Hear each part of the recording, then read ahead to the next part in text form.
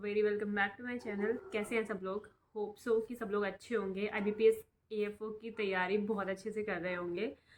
सबसे बड़ा सवाल जो आजकल हमें तंग करता है वो ये है कि आईबीपीएस एएफओ का रिज़ल्ट कब आएगा, प्रीलिम्स का रिज़ल्ट कब आएगा। और इसी के चलते पढ़ाई नहीं हो पाती है, जैसा मेरे साथ हो रहा है। होप सो कि आपके साथ ऐसा नहीं हो रहा होगा। लेकिन कहीं ना कहीं at the back of the mind चलता ही रहता है कि यार प्रीलिम्स का रिजल्ट कब आएगा। और प्रॉब्लम जो तब क्रिएट हो जाती है जब लोगों का अटेम्प्ट जो होता है, हमारा अटेम्प्ट होता है, उतना सेफ नहीं होता। तब तो हम बिल्कुल भी फोकस होकर मेंस की तैयारी नहीं कर पाते हैं, बिकॉज हमारे दिमाग में कहीं चल रहा होता है कि यार प्रीलिम्स ही नहीं हुआ तो मेंस का क्या करूँगी, ये है वो है। एक बार रिजल्ट आ जाता तो क्लैरिटी मिल जाती, फिर उसके बाद तैयारी करती।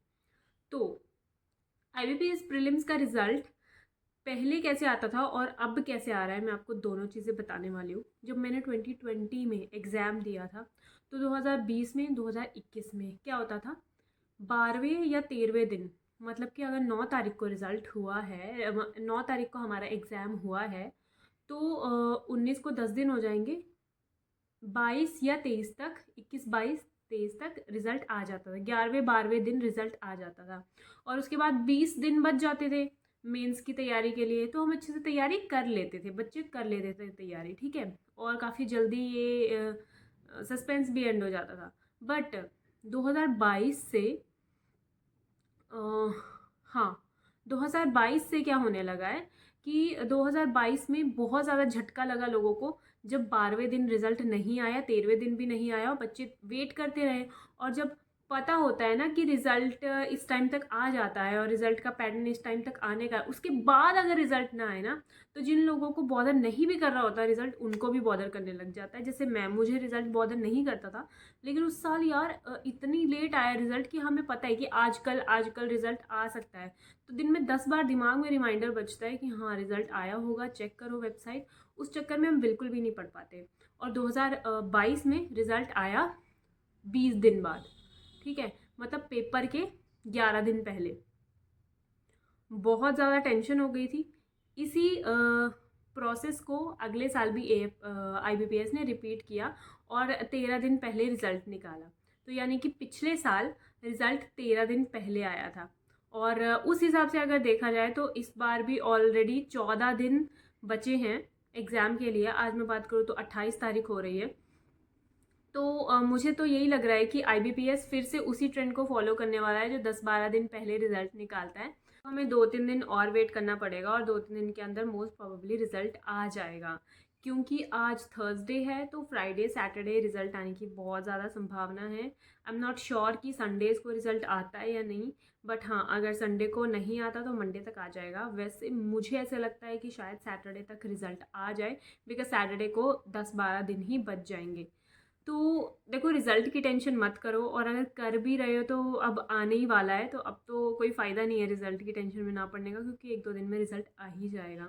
लेकिन हाँ, मैं उन बच्चों को बोलना चाहूँगी जो रिज़ल्ट की टेंशन से नहीं पढ़ पा रहे 1-2 दिन भी। अभी ऑलरेडी 14 दिन बचे हैं एग्ज़ाम में।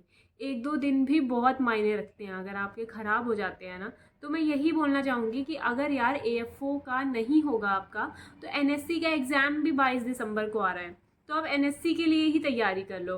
अगर आपका एनएससी का नहीं होगा तो राजस्थान एग्रीकल्चर ऑफिसर का भी आ रहा है, अगर उसका भी आपका नहीं होगा तो आपका एफसीआई की वैकेंसीज भी निकलने वाली हैं। तो it's high time you should study for agriculture mains और एग्रीकल्चर एस्पायरेंट के लिए। ये जो फ्रेम चल रहा है ना, ये 1-1.5 महीने का, ये बहुत ज़्यादा इंपॉर्टेंट है, बिकॉज सारे एग्ज़ाम इसी में फॉल कर रहे हैं। और ये आपके लिए पॉजिटिव ज़्यादा है, बिकॉज कुछ लोग बोल रहे होंगे कि हाँ यार अभी होने थे एग्ज़ाम। देखो पॉजिटिव इसलिए है बिकॉज अगर आपके एग्ज़ाम अलग अलग टाइम पे होते हैं ना, 2 महीने बाद है, 3 महीने बाद है, तो आपके पढ़े का कोई फ़ायदा नहीं होता, आपको फिर से उस टाइम रिवाइज़ करना पड़ेगा। बट अगर आपने इस 1-1.5 महीने में पढ़ाई कर ली, तो आपके उसी पढ़ाई में आपके 2-3 एग्ज़ाम भी निकल सकते हैं। तो मैं यही बोलना चाहूँगी कि बस पढ़ाई मत छोड़ो। असली बात तो ये है कि मैं भी नहीं पढ़ पा रही हूँ, लेकिन ठीक है, I would be your motivation, I want be your motivation कि हाँ पढ़ाई मत छोड़ो। मैं भी मैंने ऑलरेडी पढ़ाई स्टार्ट कर दी है, मतलब कि जो लास्ट के 15 डेज़ वाली है, तो मैं कल हॉर्टिकल्चर पढ़ रही थी।